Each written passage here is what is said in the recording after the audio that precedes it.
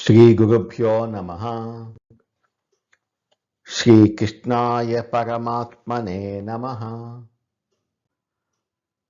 భగవద్గీత తెలుసుకుందాం అనే యూట్యూబ్ ఛానల్కు మిమ్మల్ని అందరినీ స్వాగతిస్తున్నాను. ఆ శ్రీకృష్ణ పరమాత్మ ఆశీస్సులు మనందరిపై ఎల్లవేళలా ఉండాలని కోరుకుంటూ భగవద్గీత గుణత్రయ విభాగ యోగంలో ఈరోజు మనం 16, 17 శ్లోకాలను తెలుసుకుందాము. ఇంతకు ముందు శ్లోకాలలో మరణ సమయంలో ఏ గుణం ఆధిపత్యం వహిస్తే ఎలాంటి జన్మ వస్తుందో తెలుసుకున్నాం కదా. ఇప్పుడు మనం బతికి ఉన్నప్పుడు ఈ 3 గుణాల ప్రభావంతో చేసే పనులకు అంతిమంగా ఎలాంటి ఫలితాలు వస్తాయో స్వామి ఈ శ్లోకాలలో వివరిస్తున్నారు. 16వ శ్లోకం. కర్మణః సుకృతస్యాహుః సాత్వికం నిర్మలం ఫలం రజసస్తు ఫలం దుఃఖం అజ్ఞానం తమసః ఫలం.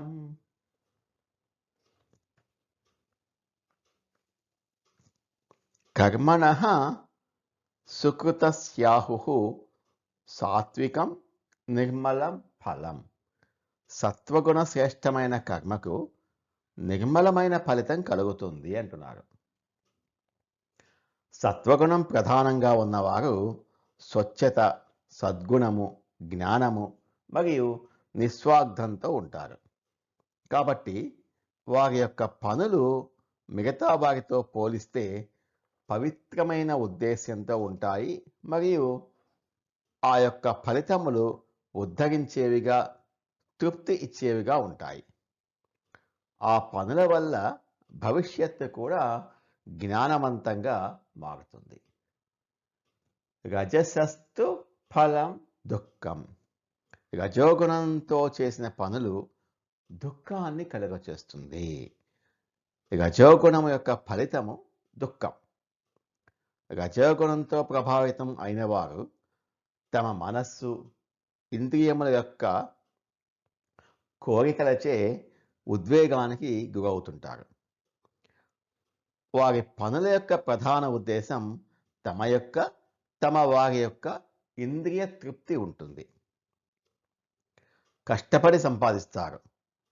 ఆ కర్మల ఫలితం చాలా ఆనందంగా డబ్బులు వస్తున్నట్టుగా అనిపిస్తుంది. కానీ ఆ సంపదను కాపాడుకునే క్రమంలో వచ్చే భయం, ఆ ఉద్వేగంలో వచ్చే అనారోగ్యాలు, బంధువులతో వచ్చే తగాదాలు, కుటుంబంలో అసంతృప్తి, ఇవన్నీ అంతిమంగా దుఃఖాన్నే మిగులుస్తాయి. అయినా అందుకే ఎప్పుడు కన్నీళ్ళనే ఇస్తుంది రజోగుణం. అజ్ఞానం తమసః ఫలం. తమోగుణ కర్మల ఫలితం అజ్ఞానం.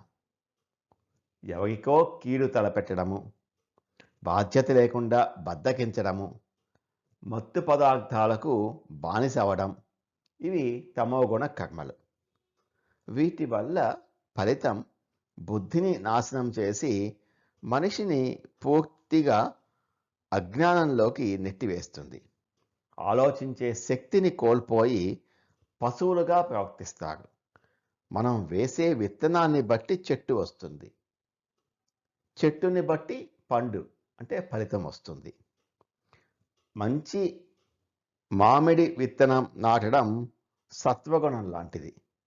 అది పెద్దదై అందరికీ మధురమైన పండ్లను ఇస్తుంది. రజోగుణం ఒక అందమైన ముళ్ళ పొదను పెంచడం లాంటిది. దూరం నుండి ఆ పువ్వులు ఆకర్షణీయంగా కనిపిస్తాయి.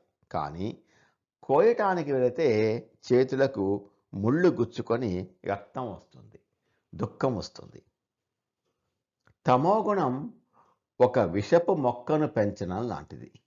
అది పెంచిన వారి ప్రాణాలను తీయటమే కాకుండా చుట్టుపక్కల వారిని కూడా నాశనం చేస్తుంది. అజ్ఞానము, పతనము.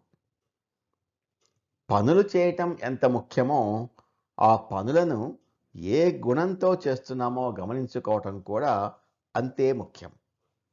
సత్వగుణం శాంతిని, రజోగుణం దుఃఖాన్ని, తమోగుణం అజ్ఞాన్ని ఇస్తాయి. కర్మణః సుకృతస్యాహుః సాత్వికం నిర్మలం ఫలం, రజసస్తు ఫలం దుఃఖం, అజ్ఞానం తమసః ఫలం.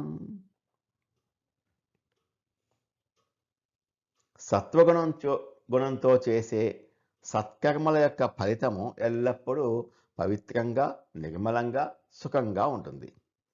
రజోగుణంతో చేసే పనుల ఫలితము ఎప్పుడు దుఃఖాన్ని, బాధను మిగులుస్తుంది. తమోగుణంతో చేసే పనుల ఫలితము కేవలం అజ్ఞానాన్ని మాత్రమే ఇస్తుంది అంటున్నారు శ్రీకృష్ణ పరమాత్మ. 17వ శ్లోకం. ఈ 3 గుణాలు మనలో స్థిరపడితే భవిష్యత్తులో మన వ్యక్తిత్వంలో ఎలాంటి కొత్త లక్షణాలు పుట్టుకొస్తాయో స్వామి ఈ శ్లోకంలో వివరిస్తున్నారు. 17వ శ్లోకం. సత్వాత్ సంజాయతే జ్ఞానం రజసో లోభ ఏవ చ ప్రమాదమోహౌ తమసః భవతో జ్ఞానమేవ చ. సత్వాత్ సంజాయతే జ్ఞానం. సత్వగుణం నుండి జ్ఞానం. సత్వగుణాన్ని పెంచుకుంటూ పోతే మనసు నిలకడగా మారుతుంది. ఏది శాశ్వతమో, ఏది శాశ్వతమైన ఆనందమో, ఏది తాత్కాలికమో, ఏది తాత్కాలికమైన సుఖమో అర్థం చేసుకునే జ్ఞానం దానంతట అదే పుడుతుంది. ఈ జ్ఞానం వల్ల భగవంతుని మీద భక్తి, తోటి వారి మీద దయ వృద్ధి చెందుతుంది. అహంకారం నశించిపోతుంది. రజసో లోభ ఏవచ. రజోగుణం నుండి లోభం. రజోగుణం ఎప్పుడూ ఇంద్రియాలను ఉద్రేకపరిచి కోరికలను సృష్టించి ఆ కోరికలను తీర్చుకోవటం కోసం ఉద్వేగం సృష్టిస్తుంది. ఆ ఉద్వేగం ఎక్కడికి దారితీస్తుంది? లోభానికి దారితీస్తుంది. గ్రీడ్ అంటే దురాశ వైపుకు దారితీస్తుంది. నాకే అంతా కావాలి, పక్కవాడిది కూడా నాకే కావాలి, ఎంత వచ్చినా చాలదు అనుకునే భయంకరమైన దురాశ పుట్టేది ఈ రజోగుణం నుంచే. లోభం ఉన్న చోట శాంతి ఎప్పటికీ ఉండదు. ప్రమాదమోహౌ తమసః భవతః అజ్ఞానం ఏవచ. తమోగుణం నుండి ప్రమాద మోహాలు మరియు అజ్ఞానం కలుగుతాయి. తమోగుణం అంటే జడత్వం వృద్ధి చెందితే అది మనిషిని కేవలం ఒకే తప్పుతో వదిలిపెట్టదు, 3 భయంకరమైన లక్షణాలను పుట్టిస్తుంది. ప్రమాదం, చేయాల్సిన మంచి పనులను గాలికి వదిలేసి చేయకూడని వ్యసనాలకు అంటే మద్యపానం, జూదం లాంటి వాటికి బానిస అవ్వడం. మోహం, నేను చేసే చెడ్డ పనులే కరెక్ట్ అని గుడ్డిగా వాదించడం అంటే భ్రమ. అజ్ఞానం, చివరికి ఆలోచించే బుద్ధి పూర్తిగా నశించిపోయి జంతువులాగా లేక రాయిలాగా మారిపోయే తత్వం అంటే కటిక చీకటి. ఒక నూనె దీపాన్ని వెలిగించామనుకోండి, ఆ ఒకే దీపం నుంచి 3 విషయాలు బయటకు వస్తాయి. దీపపు వెలుగు, ఆ వెలుగు చుట్టూ ఉన్న చీకటిని పోగొట్టి అన్ని స్పష్టంగా కనిపించేలా చేస్తుంది. ఇదే సత్వగుణం నుండి పుట్టే జ్ఞానం. దీపపు వేడి, వెలుగుతో పాటే ఆ మంటలో వేడి ఉంటుంది. ఆ వేడి దగ్గరికి వెళితే చేతులు కాలుతాయి. అది ఎప్పుడూ దహించి వేస్తూ ఉంటుంది. ఇది రజోగుణం నుండి పుట్టే లోభము లేక కోరిక. దీపపు పొగ, ఆ దీపం పైన ఒక నల్లటి పొగ కూడా వస్తుంటుంది. ఆ పొగ వల్ల అంతా చీకటిగా మారుతుంది. ఆ పొగ కంట్లోకి పోయినప్పుడు కళ్ళు మూసుకుంటాం మనం. సో, ఆ విధంగా చీకటిగా మారుతుంది. ఇది తమోగుణం నుండి పుట్టేటటువంటి అజ్ఞానం. మనలో జ్ఞానం పెరుగుతోందా అంటే వెలుగు, లేక దురాశ పెరుగుతోందా అంటే వేడి, లేదా మూర్ఖత్వం, అజ్ఞానం పెరుగుతోందా అంటే పొగ అనే దాన్ని బట్టి మనం ఏ గుణంలో జీవిస్తున్నామో మనకు మనమే టెస్ట్ చేసుకోవచ్చు. సత్వాత్ సంజాయతే జ్ఞానం రజసో లోభ ఏవ చ ప్రమాదమోహౌ తమసః భవతో జ్ఞానమేవ చ.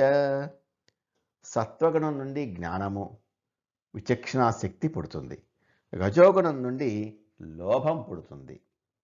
అలాగే తమోగుణం నుండి ప్రమాదము, మోహము, అజ్ఞానము పుడుతుంది అని అంటున్నారు శ్రీకృష్ణ పరమాత్మ. నమో భగవతే వాసుదేవాయ. ఏతత్ ఫలం శ్రీకృష్ణార్పణమస్తు. స్వస్తి.